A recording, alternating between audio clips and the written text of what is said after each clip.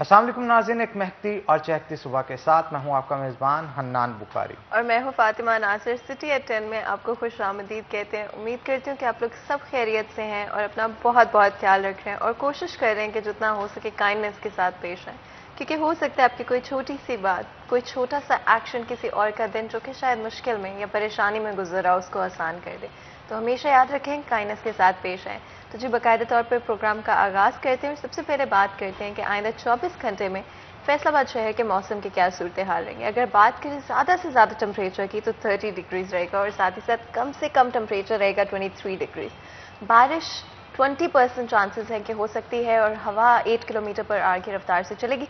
और ऑफकोर्स आपको पता है कि कल भी फैसलाबाद शहर में बहुत ज़्यादा बारिश जो है, बहुत ही ज़्यादा बारिश देखने को मिली थी एंड डेफिनेटली उसकी वजह से शहरियों को परेशानी का भी सामना करना पड़ा होगा, लेकिन मौसम भी खुशगवार हो गया था। और हनान, बहुत अच्छा लगता है जब फैसलाबाद का मौसम जो है वो चेंज होता है और ठंड हो जाती है थोड़ी सी, लेकिन एट द सेम टाइम थोड़ी परेशानी का भी सामना करना पड़ता है। बिल्कुल, परेशानी का सामना नशेबी इलाकों की वजह से करना पड़ता है, क्योंकि बारिश का पानी जब वहाँ पे खड़ा हो जाता है तो गलियां, नदी, नालों का मंजर पेश करने लग जाती हैं।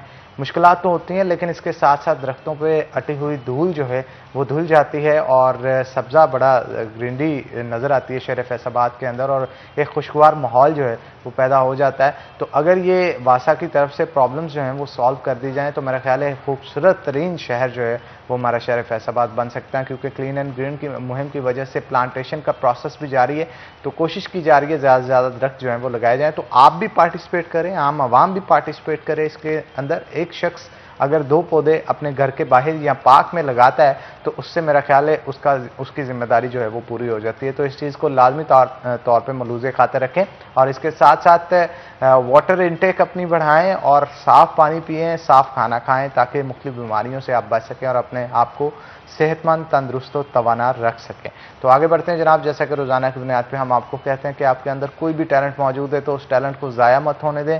आपके अंदर सिंगिंग का टैलेंट है, आपके अंदर स्केचिंग का है, होस्टिंग का है या फिर एक्टिंग का टैलेंट है, तो जनाब उस टैलेंटेड वीडियो जो है वो अपनी 30 सेकंड की बना के हमें व्हाट्सएप आपको करनी होगी उस नंबर पे जो कि आपकी स्क्रीन के ऊपर इस वक्त दिया जा रहा है। हम आपके टैलेंट को ऑन स्क्रीन लाएंगे और लोगों को दिखाएंगे। यही नहीं बल्कि आपकी खुशियों में भी शामिल हुआ जाएगा जनाब। उसके लिए आपको क्या करना होगा कि अपनी सेलिब्रेशंस की, बर्थडे सेलिब्रेशंस की 30 सेकंड की वीडियो बना के हमें व्हाट्सएप करनी होगी आपको उस नंबर पे जो कि आपकी स्क्रीन के ऊपर दिया जाएगा। हम आपकी खुशियों के अंदर शामिल होंगे और सिटी एट 10 के प्लेटफॉर्म से आपकी वीडियो को ऑन स्क्रीन दिखाएंगे। आपके साथ में एक तमन्नाओं का इजहार भी किया जाएगा और आपके फ्यूचर के लिए एक दुआ जो है वो भी हमारी तरफ से की जाएगी। तो ये तो था जनाब रोज़ाना की बुनियाद पे हम कोई ना कोई जो आपसे रिक्वेस्ट करते हैं और इसके साथ साथ कोई ना कोई हॉट टॉपिक के ऊपर भी डिस्कशन हमने करनी होती है। कोई इंपॉर्टेंट टॉपिक चूज़ ऐसा करते हैं जिससे हमारे माशरे के अंदर जो है वो बेहतरी आ सके और उससे रेलिवेंट गेस्ट भी हमने बुलाने होते हैं। तो आज ख़ास तौर पे सोशल मीडिया के इस्तेमाल पे हम गुफ्तगू करेंगे कि सोशल मीडिया के इस्तेमाल से कौन सी पॉजिटिविटी और कौन सी नेगेटिविटी है जो कि हमारे माशरे के अंदर फैल रही है, और ख़ास तौर पे बच्चों के हवाले से गुफ्तगू करेंगे, क्योंकि ये कहा जाता है कि बच्चों के लिए सोशल मीडिया का इस्तेमाल मुनासिब नहीं है, लेकिन बहुत सारे पॉजिटिव एस्पेक्ट्स भी हैं अगर उनको देखा जाए तो। बच्चे भी आजकल सोशल मीडिया के ऊपर बहुत सारा काम कर रहे हैं। ना सिर्फ काम, ऐसे बच्चे जो कि कम उम्र के हैं वो भी फ्रीलांसिंग के ज़रिए अर्निंग कर रहे हैं, तो जो कि एक बड़ा मुस्बत और ज़बरदस्त प्लेटफॉर्म है अर्निंग के लिए अगर इसे देखा जाए। लेकिन इसके साथ साथ नेगेटिविटी भी माशरे के अंदर फैलती रहती है। हर चीज़ के 2 एस्पेक्ट्स होते हैं, पॉजिटिव और नेगेटिव दोनों। तो इन दोनों के ऊपर गुफ्तगू भी करेंगे और बड़ों के लिए भी सोशल मीडिया का इस्तेमाल किस तरह से होना चाहिए, पॉलिटिकल अगर देखा जाए, कारोबार के तौर पे देखा जाए, आवाम की अवेयरनेस के लिए देखा जाए, नेगेटिविटी के लिए देखा जाए, तमाम एस्पेक्ट्स के ऊपर जो है वो आज रोशनी डाली जाएगी। तो इसी टॉपिक पे गुफ्तगू करने के लिए हमने उस्मान रज़ा है, जिनको दावत दे रखी है अपने शो के अंदर, सदर हैं वॉलंटियर फोर्स पाकिस्तान के, तो आपको वेलकम करते हैं शो के अंदर। उस्मान, बताइएगा सबसे पहले कि सोशल मीडिया का पॉजिटिव और नेगेटिव एस्पेक्ट्स क्या हैं और ये किस तरह से हमारे माशरे के ऊपर असरअंदाज हो रहे हैं। बिस्मिल्लाहिर्रहमानिर्रहीम। सबसे पहले तो बहुत शुक्रिया सिटी 41 का कि उन्होंने इनवाइट किया और एक अहम टॉपिक सोशल मीडिया उस पर डिस्कशन स्टार्ट किया आज। तो अल्लाह ताला की ज़ात का शुक्र, उन्होंने हमें एक और दिन देखना नसीब किया। देखें, सोशल मीडिया जब से ये एवोल्यूशन हुआ है सोशल मीडिया का, अगर हम ऊपर से स्टार्ट करें कि हम लास्ट 20 ईयर्स में जितने भी रेवोल्यूशंस हैं या जितने भी एवोल्यूशंस हैं, चाहे वो पॉलिटिकली हैं चाहे वो रिलीजियस हैं, वो सारे डायरेक्टली इन्वॉल्व थे सोशल मीडिया के साथ। उसकी हम एक सबसे बड़ी मिसाल लेंगे जहाँ से सोशल मीडिया रेवोल्यूशन का आगाज़ हुआ। तुनीजिया में एक था नौजवान, आपकी तरह मेरी तरह, उनके साथ कोई ज्यादती हुई, he went to police station, उन्होंने FIR काटने से, एप्लीकेशन लेने से इनकार कर दिया। तो उन्होंने कहा कि यार let's do over part, play over part. उन्होंने हुकूमत को छोड़ के उन्होंने एक कैंपेन स्टार्ट की, उसने बाहर आके खुदकुशी की, तो आप जैसे लोग उठे, हमारे जैसे लोग उठे, उन्होंने फेसबुक पे इवेंट क्रिएट किया और उन्होंने एक उस वक्त की जो मोनार्क थी उसके खिलाफ कैंपेन शुरू कर दी। वो कैंपेन इतना मोमेंटम पकड़ गई कि हजारों लाखों लोग सड़कों पे निकल आए और उसका नतीजा ये निकला कि उस वक्त का जो किंग था उसको स्टेप डाउन करना पड़ा कि वो सोशल मीडिया जो कैंपेन थी, प्रोटेस्ट थी, वो इतना मोमेंटम पकड़ गई थी कि वर्ल्ड वाइड लोगों ने उसमें पार्टिसिपेट करना शुरू कर दिया। मैंने एक रिसर्च पेपर लिखा, उसकी जो मैंने मेन हेडिंग लिखी थी वो ये लिखी थी कि एक तरफ AK-47 थी और एक तरफ ट्वीट्स, आखिरकार फतह ट्वीट्स की हुई। और फिर हम पाकिस्तान के कॉन्टेक्स्ट में अगर बात करें, इमरान खान, उन्होंने सोशल मीडिया पे इतना फोकस किया कि उन्होंने कहा कि आज से 10 साल पहले कि मेरे जो अभी वोटर्स हैं वो छोटे हैं, वो बड़े होंगे तो वो मुझे वोट देंगे। आप देख लें कि उन्होंने ये बात 2006-07 में की और 2018 में उनको वोट पड़े। और एक रिसर्च के मुताबिक ये भी कहा जाता है कि 6 करोड़ वोटर्स जो यूजर्स हैं वो सोशल मीडिया पे वो वोटर्स भी थे और उनमें मोस्टली लोगों ने PTI को वोट किया। तो ये एक छोटी सी एक रेलिवेंट करने के लिए कि सोशल मीडिया कितना इंपॉर्टेंट है। फिर अगर हम थोड़ा सा मजीद इसको नैरो करें तो जस्टिस फॉर ज़ैनब, पाकिस्तान में आपको पता है कि अब्यूज़, चाइल्ड अब्यूज़ के बहुत सारे केसेस रिपोर्ट हो रहे थे, लेकिन उनको कोई भी पुलिस स्टेशन परसू नहीं कर रहा था। वो क्यों नहीं करते? क्योंकि अगर वो एप्लीकेशन लिख लेते हैं अपने पुलिस स्टेशन में तो वो उनका जो शुमार है वो बैड रैंकिंग में आ जाता है कि यार यहाँ पे ऐसे चाइल्ड अब्यूज़ के केसेस रिपोर्ट हो रहे हैं। तो उस वक्त भी इनकार किया SHO साहब ने या मुतलका थाने ने। तो उसका नतीजा ये निकला कि लोगों ने, जो यूथ ऑफ पाकिस्तान थी, उन्होंने ट्वीट करना शुरू किया, उन्होंने फेसबुक स्टेटस लगाना शुरू किए, उन्होंने वीडियोस बनाना शुरू की। तो वो ये कैंपेन एक मोमेंटम पकड़ गई। आपने भी देखा, मैंने भी देखा कि चंद नौजवानों ने ये कैंपेन शुरू की, सारे क्रिकेटर्स ने इंक्लूडिंग शाहिद अफरीदी, मेरे पास 900+ स्क्रीनशॉट्स पड़े हैं, इंजमामुल हक, सईद अनवर, और चीफ मिनिस्टर ने नोटिस लिया, प्राइम मिनिस्टर उस वक्त जो नवाज शरीफ थे उन्होंने नोटिस लिया, चीफ ऑफ आर्मी स्टाफ ने नोटिस लिया। और not only in Pakistan, internationally tweets की गई, मलाला यूसुफजई ने और हमारे सचिन तेंदुलकर, सलमान खान, शाहरुख खान। ये कैंपेन स्टार्ट हुई थी सोशल ट्विटर से, तो इसने मोमेंटम पकड़ा और पाकिस्तान की गवर्नमेंट को घुटने टेकने पड़े और FIR दर्ज हुई। फिर लेजिस्लेशन भी हुई, पार्लियामेंट में करारदाद पेश होती है और सुप्रीम कोर्ट भी इसमें कहती है कि इसमें लेजिस्लेशन की जाए। तो ये सारा कुछ स्टार्ट हुआ सोशल मीडिया से। ये इसके यानी कि इसरात हैं कि now we can influence our government to do legislation. पहले ये था कि एक आम आदमी की आवाज़ थी, वो घर से बाहर नहीं निकलता था और उसकी सुनवाई नहीं होती थी। अगर हमारे पास कोई सजेशन है, हम कोई चीज़ है जो हम चाहते हैं गवर्नमेंट नोटिस ले, हम मिलकर उसको कैंपेन कर सकते हैं और उसका एक जब वो पब्लिक ओपिनियन क्रिएट हो जाता है तो वो गवर्नमेंट भी मजबूर हो जाती है कि उस चीज़ का नोटिस ले। अब इसके नेगेटिव इस्तेमाल क्या है? सबसे बड़ी चीज़ ये है कि कोई भी अगर न्यूज़ शेयर होती है तो हम उसकी ऑथेंटिसिटी कंफर्म नहीं करते। फॉर एग्जांपल, मैंने कोई वीडियो शेयर कर दी है या मैंने कोई तहरीर शेयर कर दी है, अगर वो हमें अच्छी लगी है तो हम शेयर करना शुरू कर देंगे। हम ये नहीं कंफर्म करेंगे कि यार ये ऑथेंटिक है या नहीं है। जैसे कोरोना के बारे में लोगों ने अजीब अजीब किस्म के इलाज सजेस्ट करना शुरू कर दिए। उन्होंने सना मक्की का क्यावे के बारे में पोस्ट किया, वो 300 रुपये किलो था, वो 4000 रुपये kg पे चला गया। इसी तरह उन्होंने कुछ मेडिसिन सोशल मीडिया पे शेयर करना शुरू की, तो वो इंजेक्शन थे जो वो 40,000 पे पहुंच गए। हमने यानी कि ऑथेंटिकेशन की बजाय हमने बस उसको धड़ाधड़ शेयर करना शुरू कर दिया। अब अगर हम देखें, सबसे ज़्यादा यूजर्स पाकिस्तान में हैं बच्चे, किड्स 20 ईयर्स तक। और हमें एक जो इसका सबसे बड़ा नेगेटिव मैं समझता हूँ पहलू है वो ये है कि जब एक बच्चा 5-6 साल का होता है उसके हाथ में आ जाता है मोबाइल फ़ोन। वो हम तो ये था कि हम तो लिख के सर्च करते हैं, वो इतने एडवांस्ड हैं, उनको ये भी पता है कि हमने अगर यूट्यूब पे, फेसबुक पे, गूगल पे कुछ सर्च करना है, वो जस्ट नीड टू स्पीक और वो हमारे सामने आ जाएगा।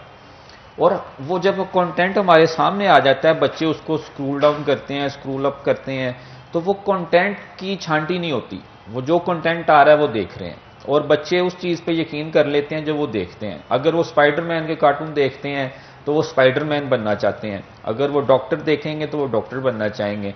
तो सबसे पहली चीज़ ये है कि हमारे बच्चे, हमें बहुत सारे लोग, पेरेंट्स भी ये पूछते हैं कि यार हम अपने बच्चों को सोशल मीडिया इस्तेमाल करना कहाँ से सिखाएं। ना तो कोई स्कूल, ना कोई कॉलेज, इवन यूनिवर्सिटी लेवल पे भी इस पे सोशल मीडिया पे कोई अवेयरनेस नहीं दी जा रही।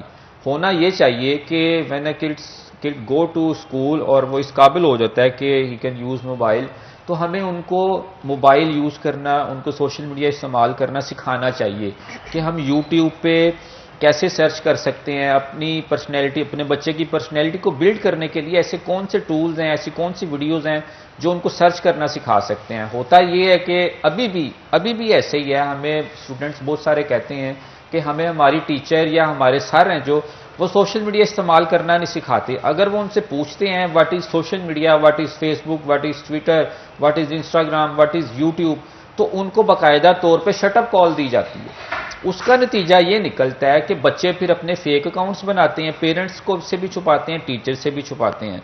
तो वो जाहिर है जब उनको हमने शटअप कॉल दे दी है तो दे विल कंसीडर यार सोशल मीडिया एक बहुत बुरी चीज़ है जो हमें इससे दूर रखा जा रहा है। तो वो फिर खुद ही सर्च करना शुरू करते हैं। जब उनके ज़हन में पहला ये तासुर बैठ गया कि यार सोशल मीडिया शायद बुरी जगह है, मैंने इससे बचना है, तो उनके ज़हन में अल्टीमेटली फिर ये जाएगा कि यार सोशल मीडिया वाकई एक नेगेटिव प्लेस है, तो वो फिर तासुर भी ऐसे लेना शुरू कर देंगे। तो होना ऐसा चाहिए पाकिस्तान में, जैसे बहुत सारे कंट्रीज़ में हो भी रहा है, Japan, America, UK, US, Canada, कि उनको बाकायदा तौर पे सोशल मीडिया को सिलेबस का हिस्सा बना लिया गया है।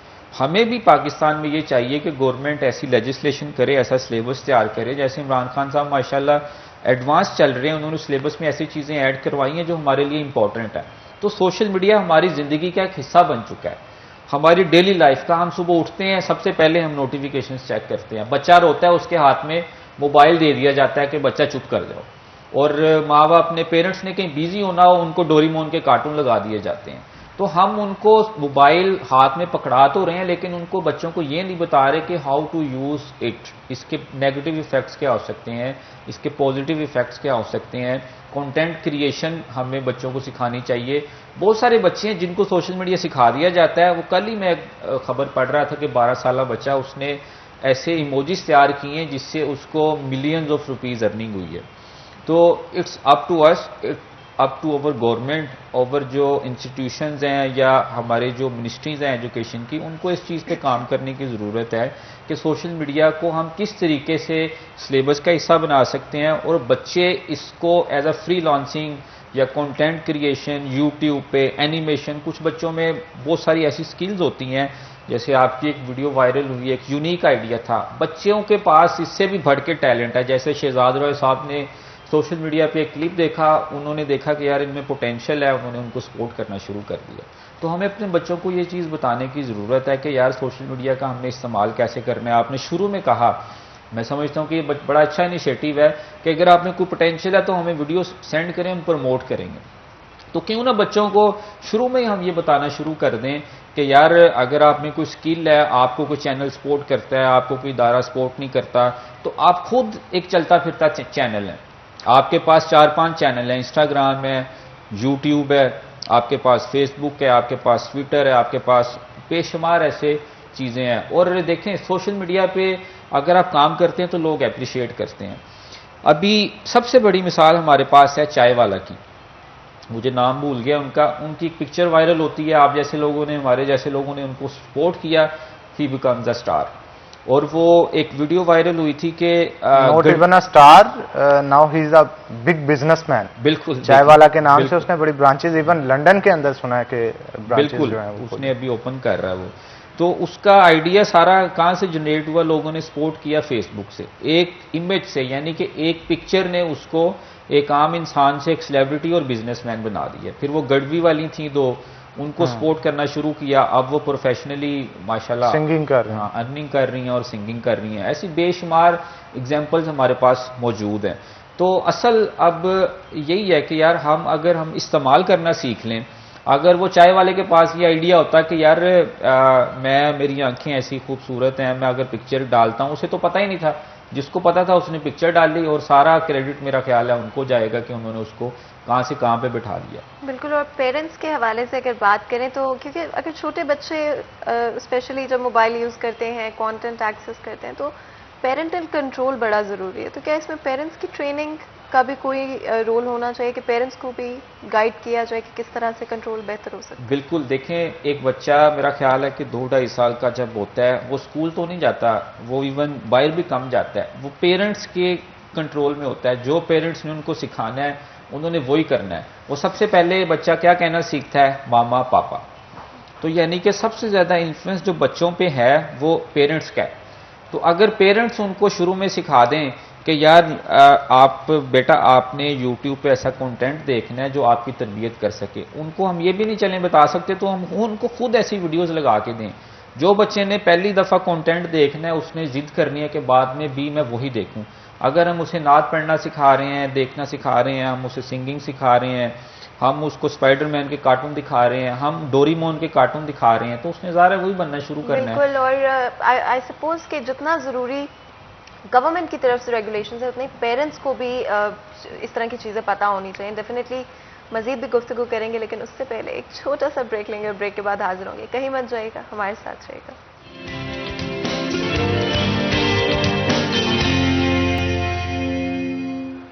वेलकम बैक नाज़रीन। ब्रेक के बाद खुश आमदीद। ब्रेक के बाद हमें हमारे सीनियर रिपोर्टर जहांगीर अशरफ ने ज्वाइन किया है, तो वेलकम करते हैं जहांगीर आपको शो के अंदर।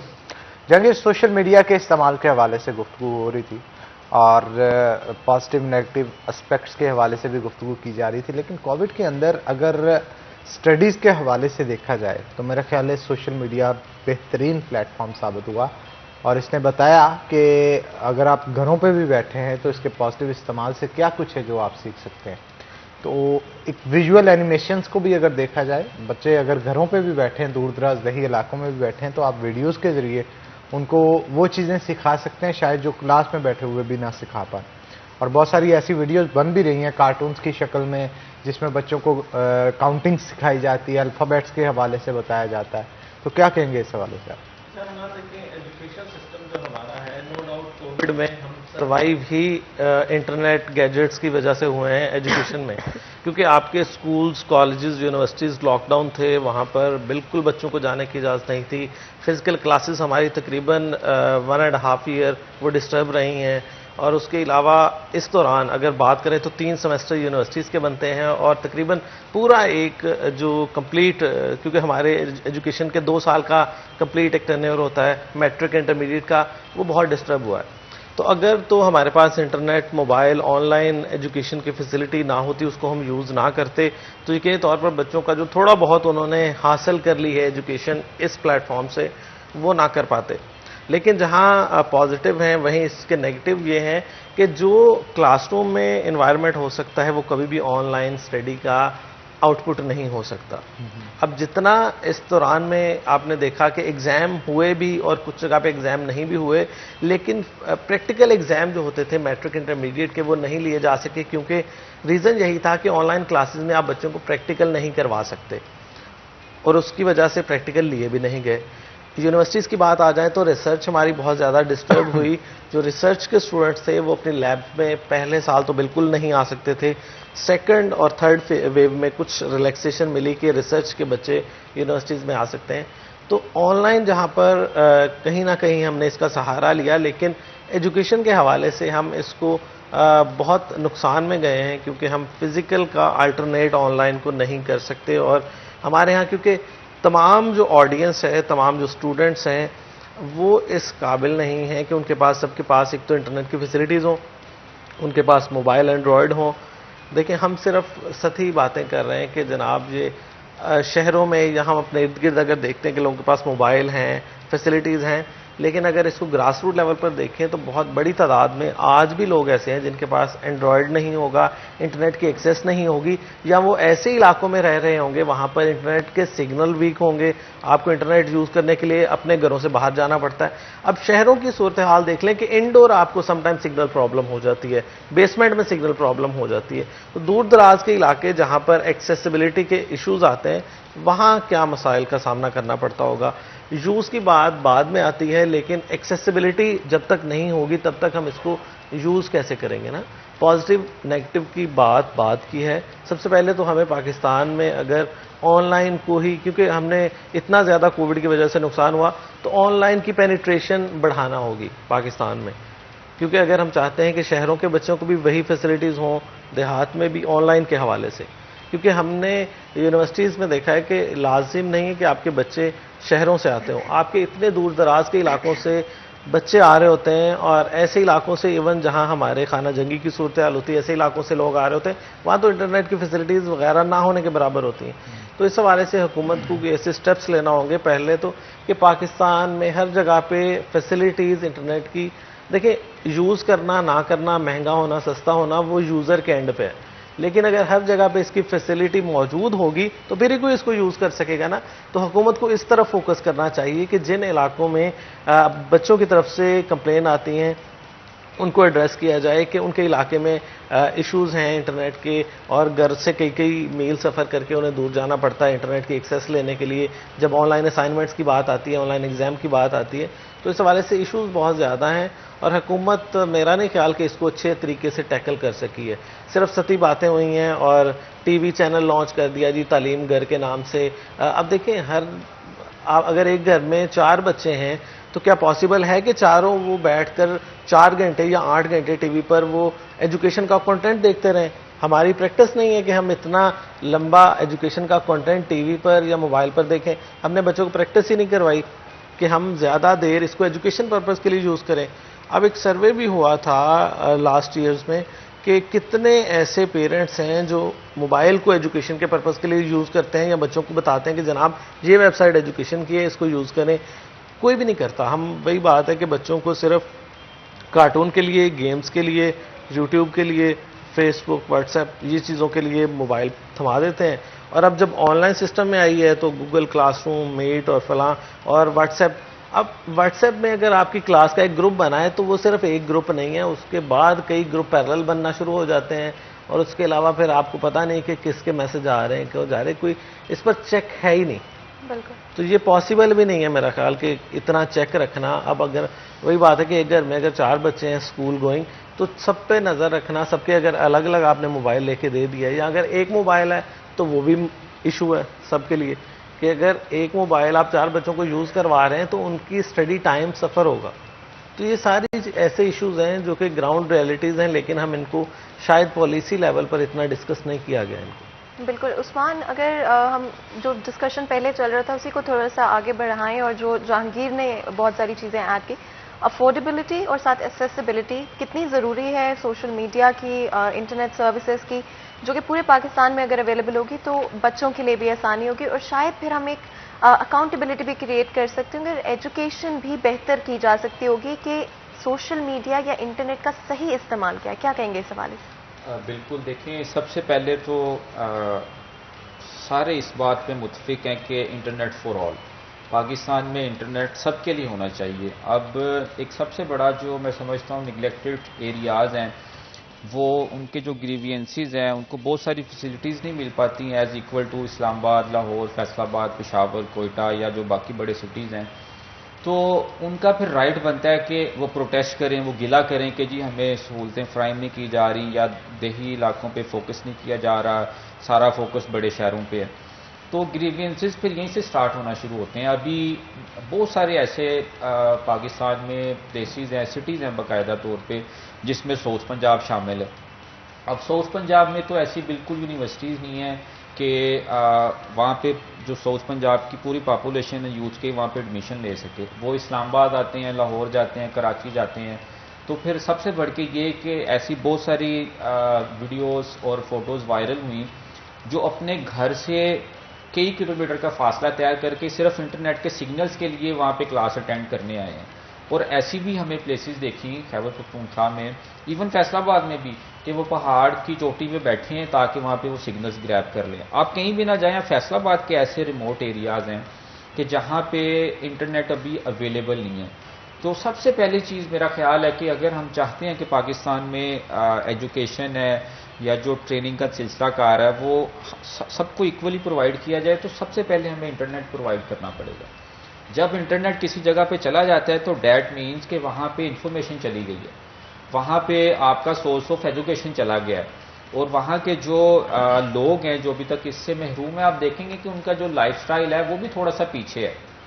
जहाँ जहाँ पे नेट जा रहा है वो लोग एडवांस हो रहे हैं, वहाँ पे अवेयरनेस बढ़ रही है। ज़ाहिर है जब आप इंटरनेट से कनेक्ट होते हैं, you connect with globe, you connect with the world, आप पूरी दुनिया के साथ राब्ते में आ जाते हैं। और आप देखें कि शहरों में जब एक दिन के लिए सिग्नल्स ऑफ होते हैं या इंटरनेट ऑफ होता है तो हम कितना पीछे चले जाते हैं। हम ऐसा समझने लग जाते हैं कि यार शायद आज हम वैसे सोए हुए हैं, तो हम न्यूज़पेपर इस पे पढ़ रहे हैं, हम रिसर्च इस पे कर रहे हैं, हमारा ऑनलाइन एजुकेशन का सिस्टम यहाँ पे शिफ्ट हो चुका था, हम न्यूज़ इवन यहाँ पे सुनते हैं, हम राब्ते में लोगों से इससे रहते हैं अपने प्यारों के साथ। एक कम्युनिकेशन का ज़रिया मोबाइल है।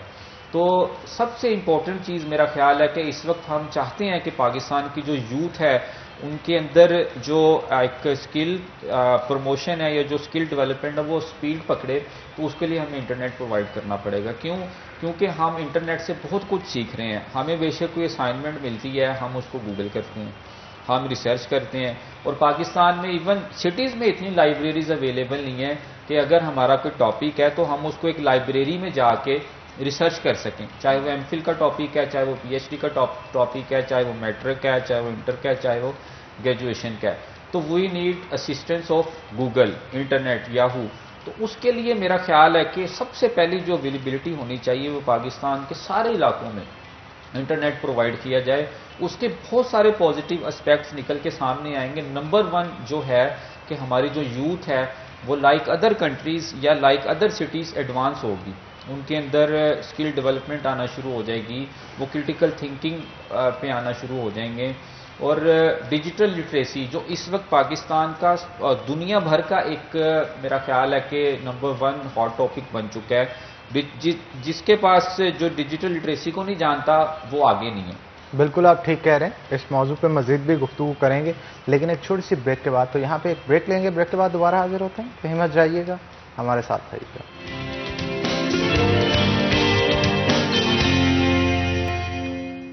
वेलकम बैक सिटी एट 10 में एक दफ़ा फिर आपको खुशामदीद कहते हैं। तो जी आज हमारे जो टॉपिक्स हैं मोस्टली यूथ के हवाले से हैं, और हम कोशिश कर रहे हैं कि जितना हो सके एक अवेयरनेस भी क्रिएट कर सकें, स्पेशली सोशल मीडिया के हवाले से, चाहे वो टीचर्स हों, चाहे वो पेरेंट्स हों, या फिर ऑफ कोर्स हमारे मुल्क के जो नौजवान हैं वो खुद ही क्यों ना हो। इसके अलावा भी स्किल्स बड़ी इंपॉर्टेंट होती हैं किसी भी नौजवान के अंदर, ताकि वो अपने जो भी करियर वो चूज़ करते हैं एज अ सक्सेसफुल इंडिविजुअल, ना सिर्फ करियर वाइज बट ऑल्सो एक सोशल जो ऑफ कोर्स वो सोसाइटी का पार्ट होते हैं, उस हिसाब से जो उनकी सोशल रिस्पॉन्सिबिलिटी बनती है उसको भी सही तरह से निभा सकें। तो उस्मान, क्योंकि हम सोशल मीडिया के हवाले से तो बात कर ही रहे थे, लेकिन अगर स्किल डेवलपमेंट के हवाले से बात करें, प्रोफेशनल डेवलपमेंट, चाहे फिर वो कम्युनिकेशन स्किल्स हों या डिफरेंट तरह की जो स्किल्स आपको सोसाइटी में अपनी रिस्पॉन्सिबिलिटी फुलफिल करने के लिए आगे बढ़ने में मदद करती हैं, और साथ ही साथ प्रोफेशनली भी जो आपकी मदद करती हैं, कितनी ज़रूरी है कि आज के नौजवान में ये स्किल्स जो हैं वो मौजूद हों? बिल्कुल मैम, इस वक्त पाकिस्तान में अगर देखा जाए यूथ के जो मेन इश्यूज हैं, नंबर वन अनएम्प्लॉयमेंट, कि पाकिस्तान में अनएम्प्लॉयमेंट बहुत ज़्यादा है,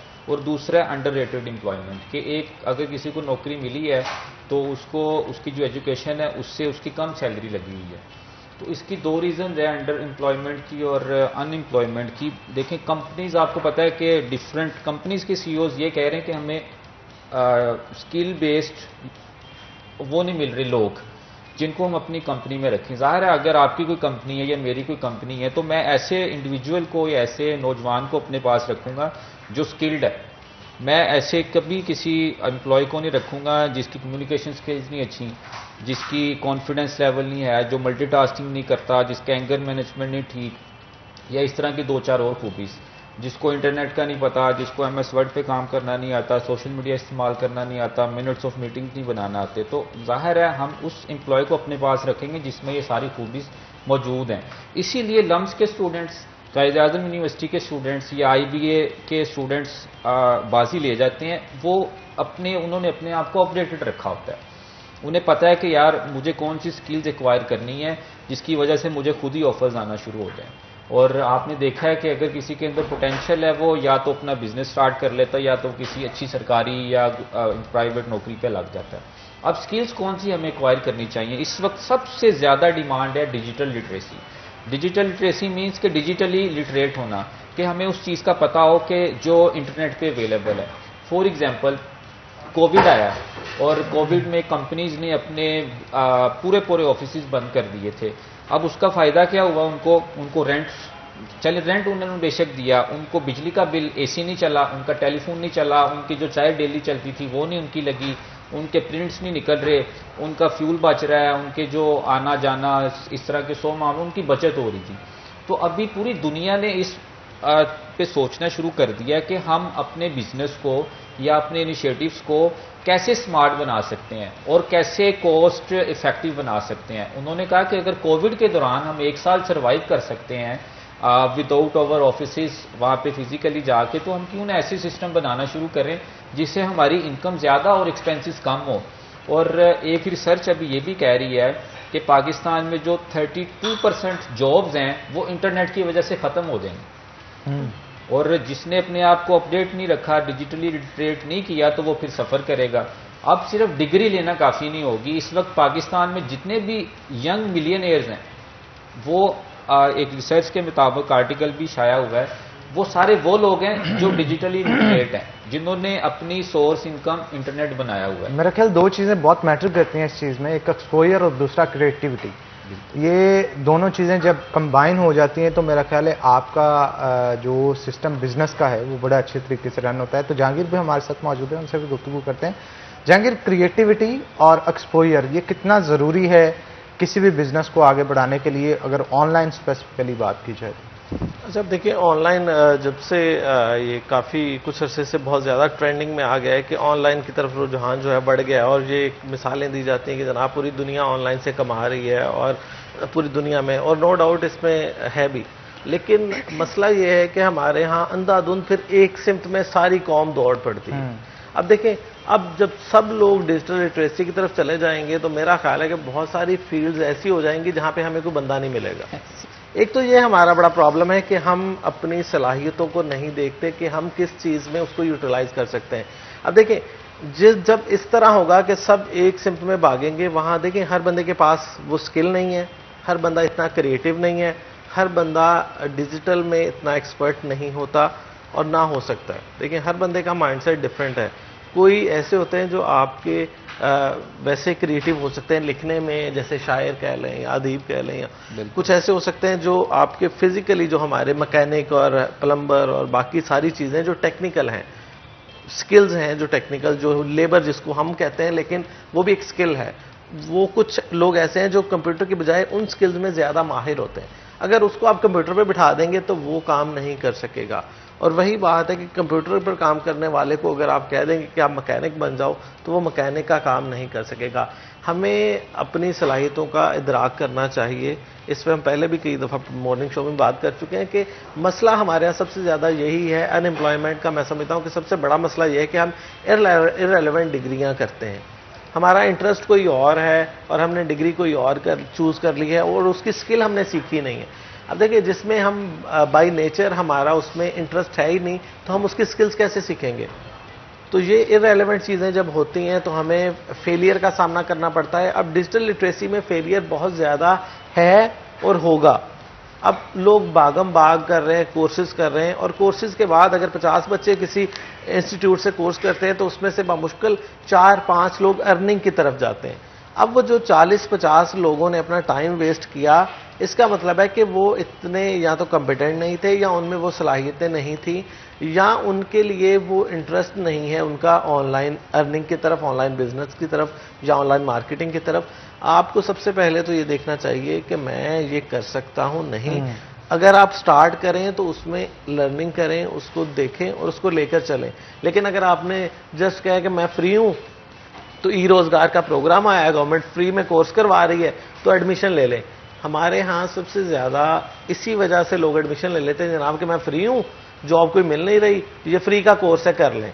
तो ये सबसे बड़ा अलमिया है हमारे यहाँ कि जिसकी वजह से फेलियर बहुत ज्यादा आता है और उतना आउटपुट नहीं आ रहा। देखें, इतने ज्यादा लोगों को ई रोजगार के तहत पिछले कई सालों से गवर्नमेंट ट्रेन कर रही है, लेकिन आपके हर सेशन में से सिर्फ मेरा ख्याल है मुश्किल 4-5 लोग सामने आते हैं जो कि अर्निंग हैंड बनते हैं।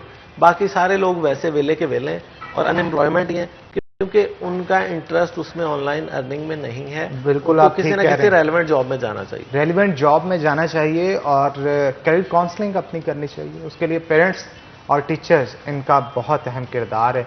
तो अगर वो फोकस करें तो किसी भी बच्चे का फ्यूचर जो है उसे बना सकते हैं। तो बहुत शुक्रिया आप दोनों का आज के शो में आने के लिए। इसी के साथ नाज़रीन ब्रेक लेंगे, ब्रेक के बाद दोबारा हाजिर होते हैं। कहीं मत जाइएगा, हमारे साथ रहिएगा।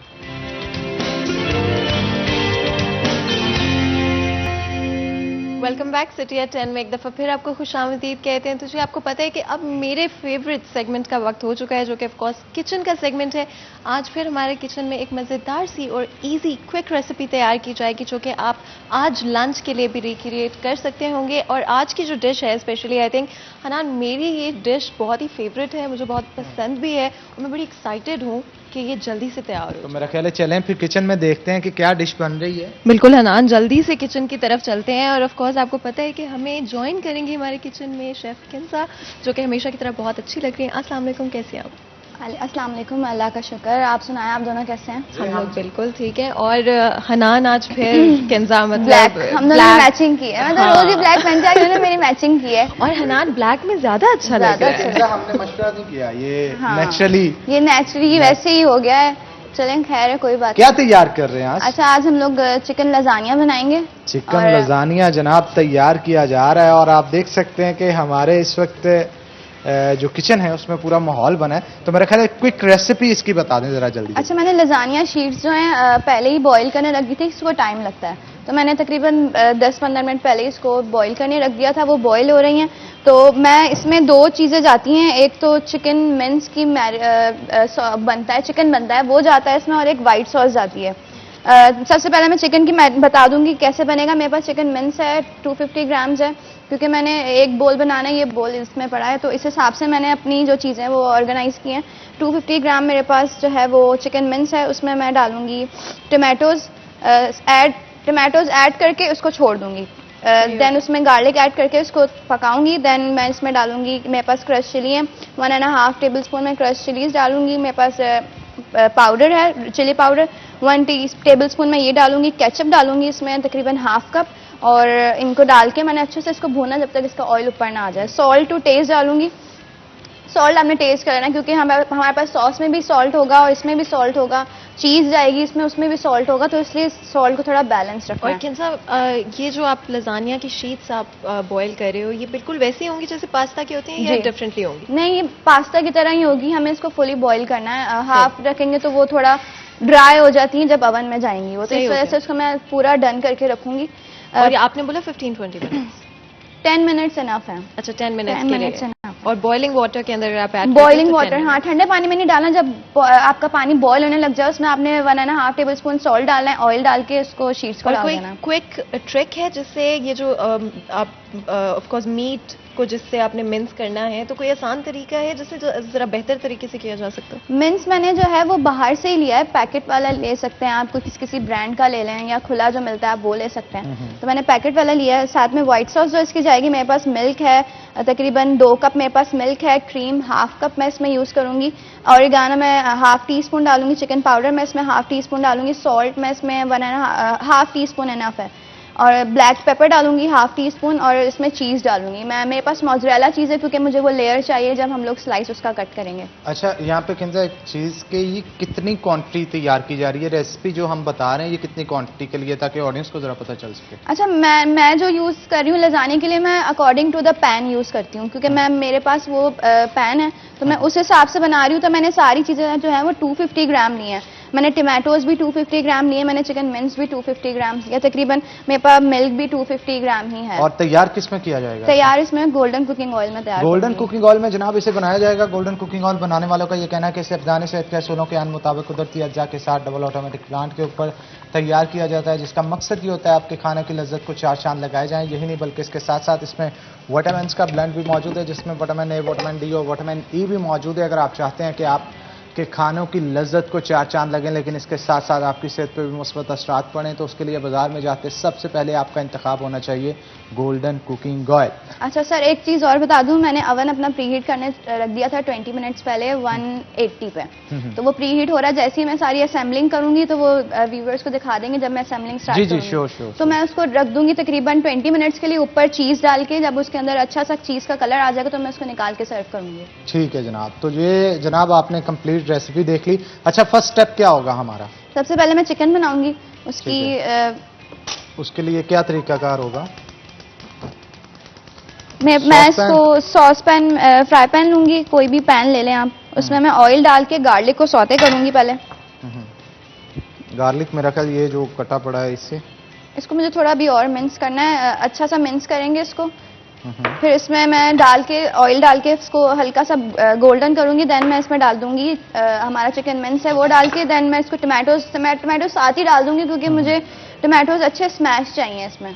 मुझे वो उसमें वो लम्स नहीं चाहिए उसके, तो इसलिए मैं साथ ही डाल के उसको पकाऊंगी अच्छे से। ठीक है, स्मैश टमाटोज करके अच्छे से, और साथ में गार्लिक ऐड किया जाएगा। गार्लिक मैं पहले ऐड कर दूंगी, देन मैं इसमें चिकन ऐड करूंगी, उसको अच्छा सा वो वाइट हो जाएगा चिकन। देन मैं उसमें टमाटोज ऐड करूंगी। ठीक है, फिर मैं उसमें केचप ऐड करूंगी थोड़ी सी ग्रेवी के लिए। केचप आप डिपेंड करते हैं, आप गार्लिक सॉस यूज करना चाहते हैं, ज्यादा स्पाइसी चाहिए तो वो यूज कर सकते हैं, वरना तो मैंने प्लेन ली है वो यूज कर सकते हैं। केचप की जगह मायो भी यूज की जा सकती है? मायो नहीं, हम लोग क्योंकि रेड सॉस में बना रहे हैं इस वजह से हम लोग उसमें मेयोनीज ऐड नहीं कर सकते हैं, तो वो थोड़ा खट्टापन देना शुरू कर देती है, क्योंकि उसमें एग से बनती है, तो वो टेस्ट नहीं देगा। चलें ठीक है जनाब, ये रेसिपी हमारी तैयार हो रही है। यहाँ पे लेंगे छोटा सा ब्रेक के बाद दोबारा हाजिर होंगे। कहीं मत जाइएगा, हमारे साथ रहिएगा।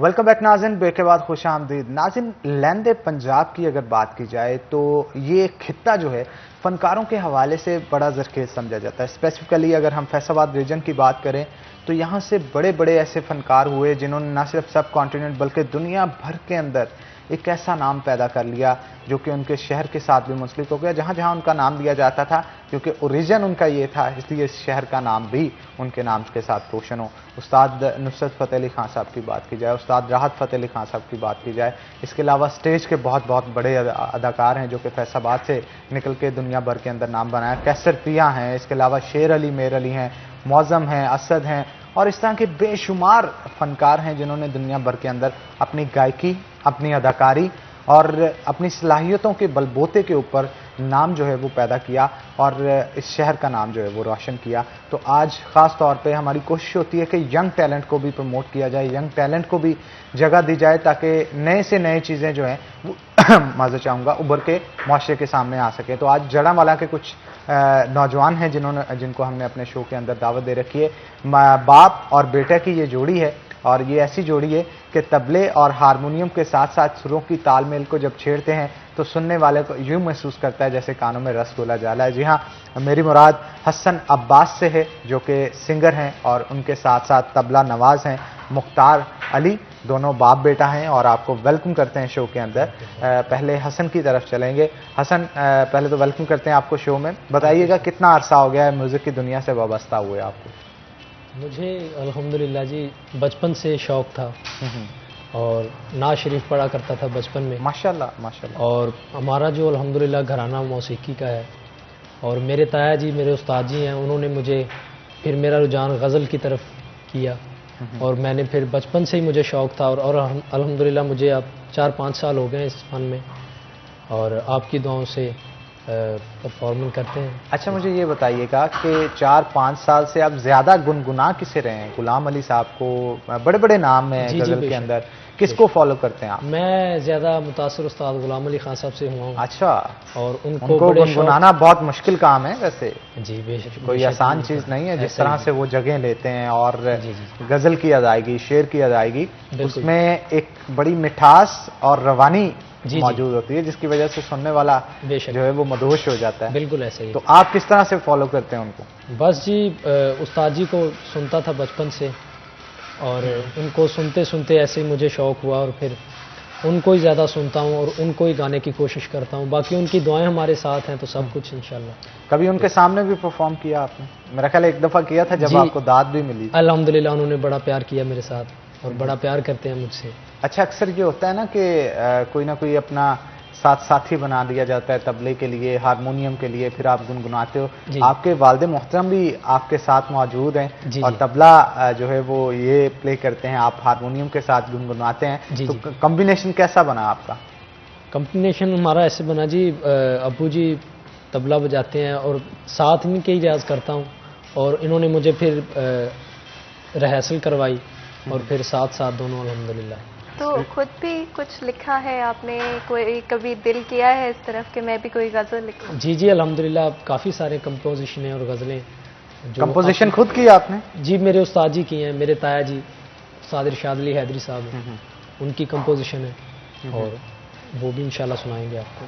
तो कुछ अता करें जनाब, हमें सुनाएं, आपकी मौजूदगी का भरपूर फ़ायदा उठाते हुए जी, हम कुछ सुनना चाहेंगे ताकि हमारी ऑडियंस भी सुन सके आपको। जी इंशाल्लाह ज़रूर।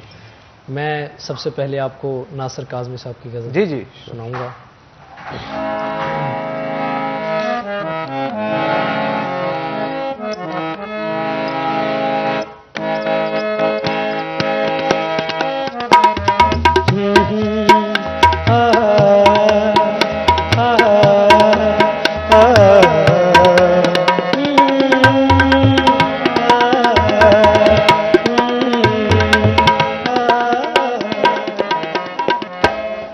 दिल में एक लहर सी है,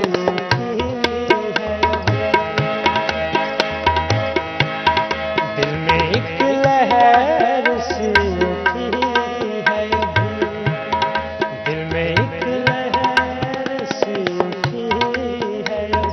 है, कोई ताजा हवा चली है अभी, दिल में एक लहर सी है अभी।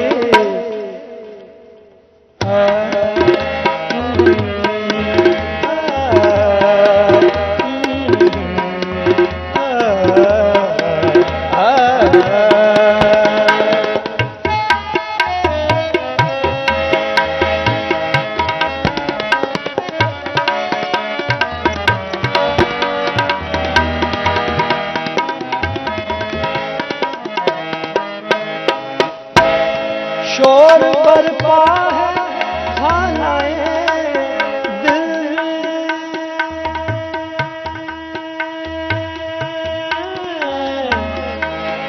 दिल में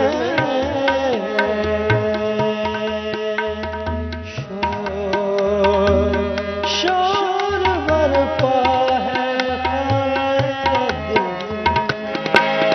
शोर बरपा है खानाए दिल में, कोई दीवार सी गिरी है अभी, कोई दीवार सी गिरी है अभी, कोई ताजा हवा चली है अभी, दिल में एक लहर सी है अभी।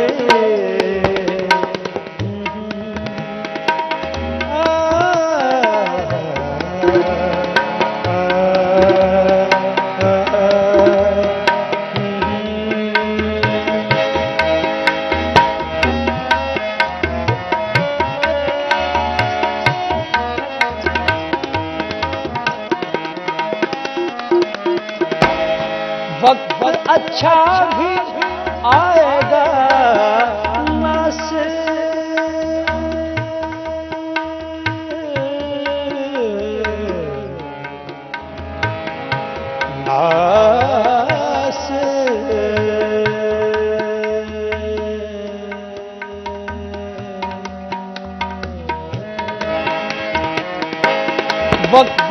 अच्छा भी आएगा ना से गम न कर, जिंदगी पड़ी है अभी, गम न कर, जिंदगी पड़ी है अभी। कोई ताजा हवा चली है अभी, में एक है अभी।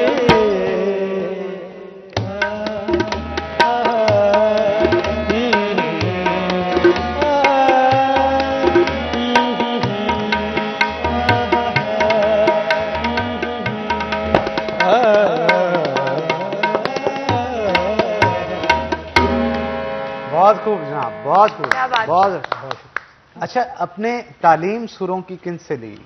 मैंने जी सुरों की तालीम अपने अब्बू जी और अपने उस्ताद जी इरशाद अली हैदरी साहब से हासिल की। मेरे ख्याल आपके ताया हैं या चचा हैं? जी ताया जी हैं मेरे। ताया जी हैं। जी, तो जी। रोजाना कितनी देर रियाजत करते हैं उनके साथ? रोज़ाना जी 2 घंटे तो जो लगातार सुबह वो मस्ट हैं, बाकायदा जितना रियाज किया जाए तो उतना ही कम। अच्छा, वैसे ये कहा जाता है ना कि रियाजत के लिए सुबह सवेरे उठना पड़ता है जब सूरज तलू हो रहा हो, जी जी बेशक है। और गुरूब आफ्ताब के वक्त भी जी, जी, रियाजत की जाती है। सुरों का हिसाब उस तरह से होता है कि सीखा फिर उस वक्त में जाता जी, है। जी, जी। तो आप सुबह और शाम दोनों वक्त रियाजत करते हैं? जी अल्हम्दुलिल्लाह, मैं तो सारा दिन भी लगा रहता हूँ, सारी अच्छा। रात भी लगा रहता हूँ। और सुबह का जो रियाज है ये ज़्यादा मायना रखाता है, फ्रेश होता है जी तब जी बंदा बिल्कुल। इससे। ये रियाज सुबह का जो है ये अल्हम्दुलिल्लाह काफ़ी सारा प्रैक्टिस में जो इजाफा होता है। अच्छा, राग कौन कौन से सीखे आपने? जैसे राग- दरबारी है, एमन जी, जी। है, आपने कौन कौन से राग सीखे? राग तो काफ़ी सारे हैं जी, ये इल्म ऐसा है कि जितना किया जाए कम है। और अल्हम्दुलिल्लाह काफ़ी सारे ऐसे जो राग हैं जो वक्त आपका के फेवरेट कौन सा है? मेरा फेवरेट राग पहाड़ी है, जो मैंने अभी आपको सुनाया था। हम्म, ये राग पहाड़ी में कंपोजिशन। ठीक है। और राग दरबारी भी तो होता है, दरबारी राग- है, एमन जी, जी, है, बिल्कुल। और भी बहुत सारे जी राग जी होते हैं। दरबारी है, एमन है और काफ़ी सारे राग हैं। अच्छा, जब कंपोजिशन आप कोई ना कोई तैयार कर रहे होते हैं जी जी तो उस कंपोजिशन को बनाने के लिए, गज़ल के लिए ख़ास तौर पे बात की जाए, बड़ी मेहनत दरकार होती है। बेशक। जगह कहाँ पे किस तरह से लेनी है, कौन कौन सी लेनी है, जी जी कहीं पे ऊंच नीच ना हो जाए, बिल्कुल इन चीज़ों ऐसा। का बड़ा ध्यान रखा जाता है। बिल्कुल जी तो ऐसा। कंपोजिशन बनाने में आप खुद बनाते हैं या हेल्प लेते हैं किसी? कंपोजिशन मेरे ताया जी बनाते हैं और मैं भी कभी कभी बना लेता हूँ। और फिलहाल तो ज़्यादा रियाजत में ही मेरा रुझान है। तो इंशाल्लाह जब अल्लाह पाक की करम नवाजी होगी तो कंपोजिशन भी बनाएंगे। तो कोई आपके पास ऑलरेडी कुछ सोचा हुआ है कि किस तरह की आगे चलते हुए कंपोज अगर करेंगे जी, जी। तो क्या ख्याल है, क्या इंस्पिरेशन है? इंशाल्लाह आगे जी कंपोजिशन भी बनाएंगे और कुछ नया इंशाल्लाह ज़रूर करेंगे जो आवाम के लिए नया हो इंशाल्लाह। जी, इस फन के लिहाज से।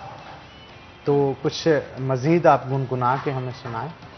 जी मैं आपको बिल्कुल नई धुन और नई गज़ल सुनाता हूँ जो कि मेरे उस्ताद जी की धुन बनी हुई है।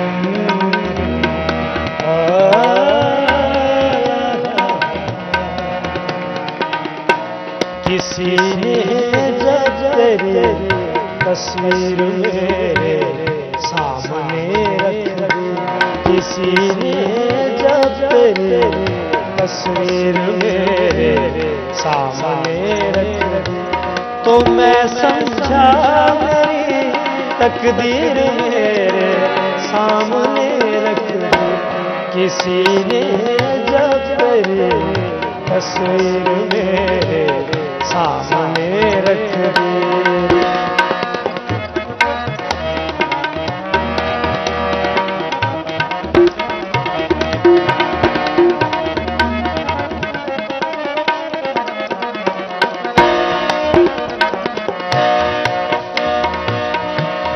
सरे महल सुना कर दास्तां तेरे तबस्सुम की,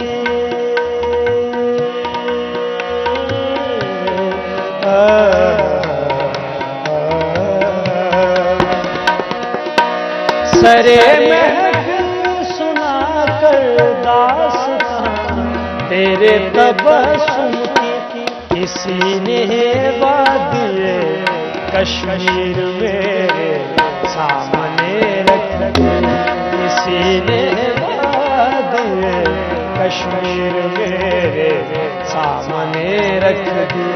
तो मैं समझा मेरी तकदीर मेरे सामने रख दी, किसी ने जब तेरी तस्वीर मेरे सामने रख दी।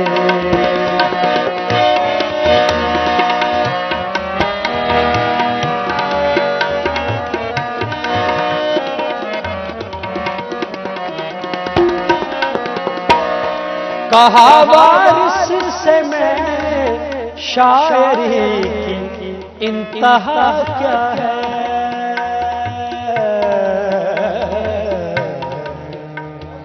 क्या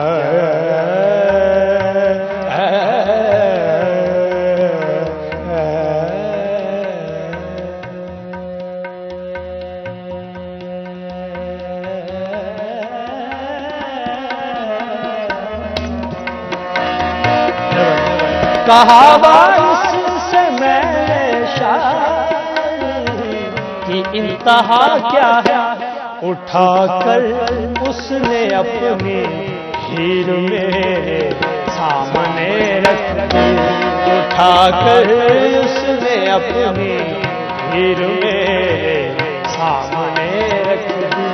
तो मैं समझा मेरी तकदीर मेरे सामने रख दी, किसी ने जब तेरी तस्वीर मेरे सामने रख दी।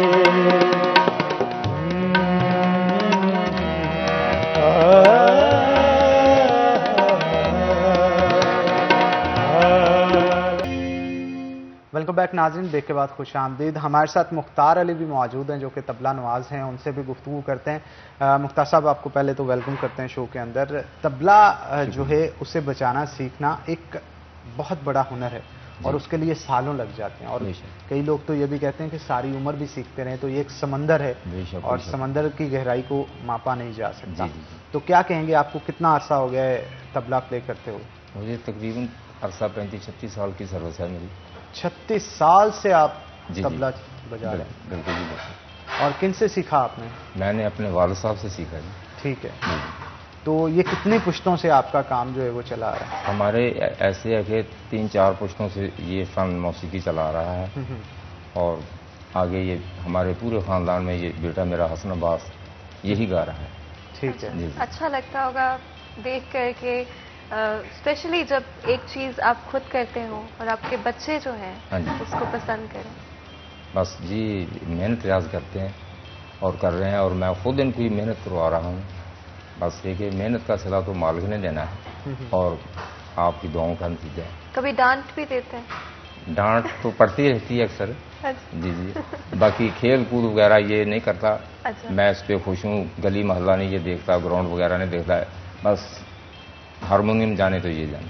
ये तो सच बात है कि माशाल्लाह आपकी इतनी खूबसूरती से आपने हाई नोट्स, डिफरेंट तरह के नोट्स आपने जो है परफॉर्म किए। आई थिंक बड़ा मुश्किल है, और कितना वक्त जो है सिर्फ और सिर्फ आपको डेडिकेट करना पड़ता है, सिर्फ फोकस करके मेहनत करनी पड़ती है। मैं जी सारा दिन भी लगा रहता हूँ, लेकिन जो जिसकी कंपोजिशन की ज़्यादा तैयारी करनी हो फिर उस पर ज़्यादा रुझान देता हूँ।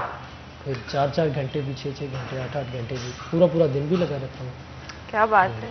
अच्छा, ये भी तो देखने में मिलता है ना कि आजकल ट्रेंड ज़रा चेंज हो गया है, लोग ज़रा रॉक, पॉप और इस तरह के म्यूज़िक जो है वो ज़रा सुनते हैं, बीट्स वाले जो हों। जी, क्लासिकल म्यूज़िक से वाबस्तगी लोगों की कम होती चली जा रही है। जी। लेकिन अभी भी जो सुनने वाले हैं वो बहुत सुनते हैं। जी। तो इसमें थोड़ा सा फ़र्क नज़र आता है पहले से और अब से? फ़र्क यही नज़र आ रहा है कि लोग ज़्यादा आजकल के जो पॉप म्यूज़िक को ज़्यादा पसंद कर रहे हैं, इसलिए कि ये जो आ गए हैं नए सिंगर। बुनियादी चीज़ मेन जो है वो क्लासिकल है, जो इसकी बुनियादी चीज़ है, जड़ है जो, ये तो क्लासिकल बुनियादी चीज़ को लोग भूल गए हैं। लेकिन अभी भी चल रहा है, 5 उंगलियां एक जैसी नहीं है, सब कुछ चल रहा है। गज़ल का दौर भी है। इंशाल्लाह जो नौजवान नए लड़के गा रहे हैं, उन्हें चाहिए कि वो गज़ल की तरफ भी आवाम का रुझान होना चाहिए, है भी है और इंशाल्लाह आगे आगे होगा भी। अच्छा, अगर उनको कोई टिप्स देना चाहें तो कोई जो कि मौसीकी अभी शुरू कर रहे हैं जी, तो जी। क्या उनको टिप्स दें? बस मैं यही कहूँगा कि बुनियादी चीज़ों को मत भूलें वो, और क्लासिकल मौसीकी को ज़्यादा क्लासिकल को रुझान दें ताकि ये इल्म आगे और बढ़ना चाहिए। और गले का किस तरह से गले की केयर करते हैं आप? वो होता है ना समटाइम सिंगर्स होते हैं जी, कुछ जी, जी। गली चीज़ नहीं खाते या इस तरह की बिल्कुल चीज़ नहीं खाते जिससे आपका गला ख़राब हो जाए, बेशक। तो आप इसकी केयर किस तरह से करते हैं? खैर ऐसे ही करता हूँ जी, मैं अपना खट्टी मीठी चीज़ें नहीं इस्तेमाल करता, घी वगैरह और तली वगैरह चीज़ें वो मैं नहीं इस्तेमाल करता, ज़्यादा चाय वगैरह या दूध गर्म इस्तेमाल करता हूँ गले की नरमाइश के लिए, और ये चीज़ें मुफीद हैं, ठंडा ज़्यादा इस्तेमाल नहीं करना चाहिए। तो जनाब आप हमें क्या सुना रहे हैं मज़ीद? मैं आपको जी मिर्ज़ा गालिब की गज़ल सुनाऊंगा, और जो कि काफ़ी सारी महफ़िलों में लोग मुझसे बड़े शौक़ से सुनते हैं, और मेरे उस्ताद जी मोहतरम उस्ताद ग़ुलाम अली ख़ान साहब, उनका ये बहुत ज़्यादा कलाम, ये जो गज़ल उनकी बहुत हिट हुई और लोग मुझसे बहुत खुशी से सुनते हैं, और वही मैं आपको गज़ल सुना रहा हूँ। जी जी ज़रूर।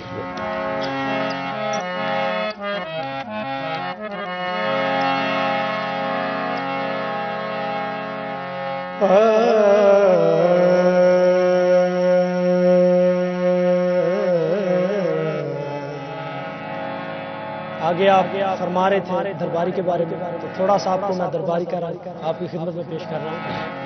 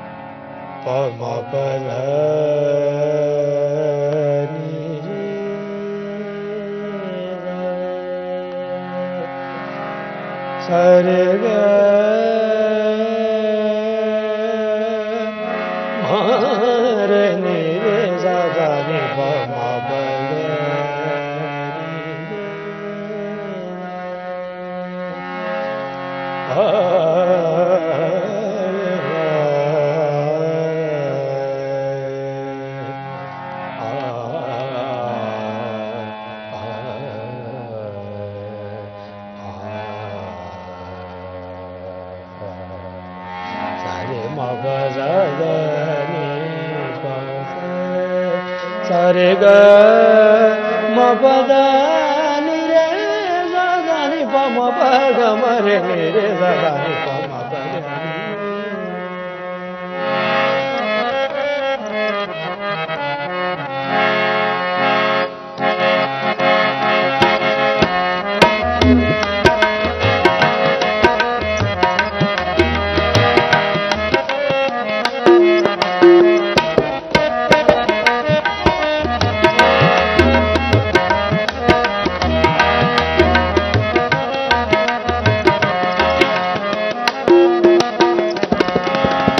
मेरे शौक दली इतबार तेनू आजा वेख मेरा इंतजार आजा मेरे शौक दली इतबार तेनू आजा वेख मेरा इंतजार आजा ऐवें लड़न बहाने लगना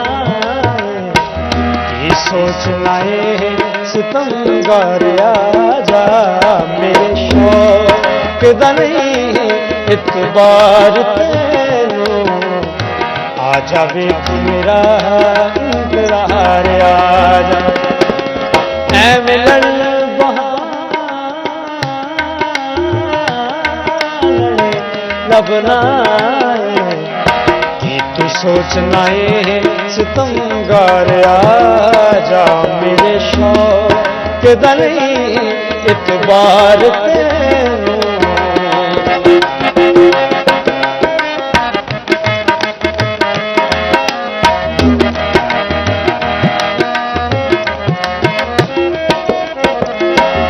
तू सादात तेरा दिल सादा तैनू रकीब कुरह पाया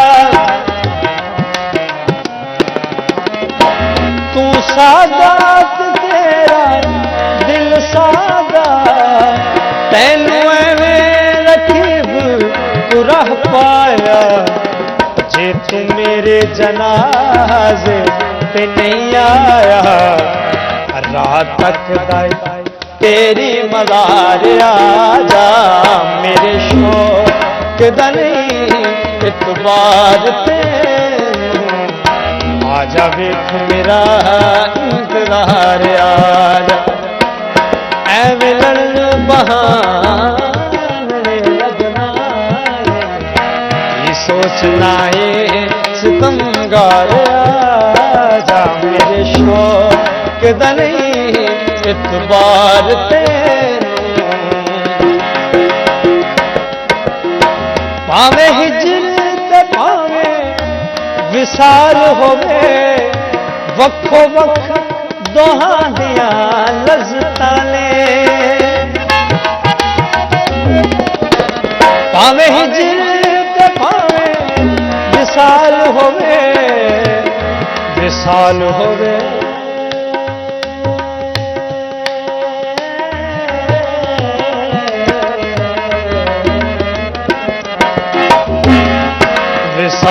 हो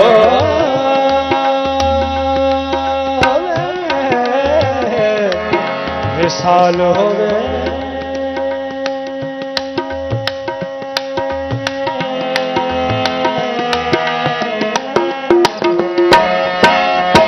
भावे हिजर ते भावे विसाल होवे वक्खो वक्ख दोहां दियां लज़्ज़तां ने मेरे सोहणे आजा हजार बारे आजा प्यारे आते लख बार आजा मेरे शौक दा नहीं इतबार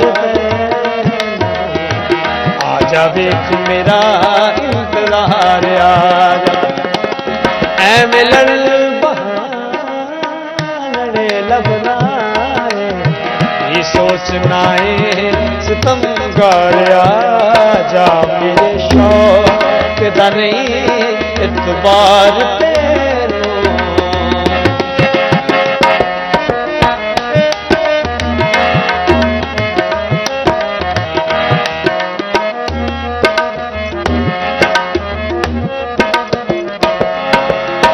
ए रिवाज मस्जिदां मंदिरां दा ओथे हस्तियां ते खुद परस्तियां ने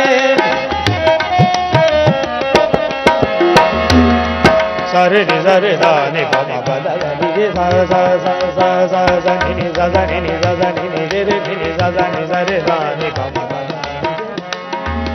सा सा रे गा मा गा मा पा दा पा दा मा पा गा मा रे गा सा रे गा मा गा मा पा दा पा दा मा पा गा मा रे गा सा रे गा मा पा दा पा दा मा पा गा मा रे गा सा दा पा दा मा पा गा मा रे गा सा दा पा दा मा पा गा मा रे गा सा तेरी बात मस्जिद मंदिरां दा ओथे हस्तियां ते खुद परस्तियां ने मैं खाने विच मस्तियां मस्तियां ने होश कर बन के होशियार आजा मेरे शौक दा नहीं इतबार तेनू आजा वेख मेरा इंतज़ार आजा